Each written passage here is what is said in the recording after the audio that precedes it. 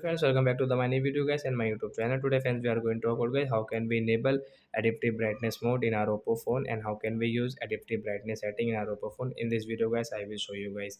So before starting video friends, first of all go and subscribe the channel, click the bell icon, like my video. So first of all guys, you will have to on guys your phone setting to enable adaptive brightness. Sorry friends, I paused the video guys because of sound guys. Ignore this sound guys. I am really sorry guys. Now focus on video. So we will on phone setting guys. We will scroll friends. You can see display brightness setting friends. Tap here. Friends, you can see guys your auto brightness setting friends. You can see guys your active brightness guys. We call it. So friends, auto brightness setting guys. Right size icon guys. Tap here to enable your adaptive brightness. And guys, you can see after enable guys, you can see brightness decrease automatic.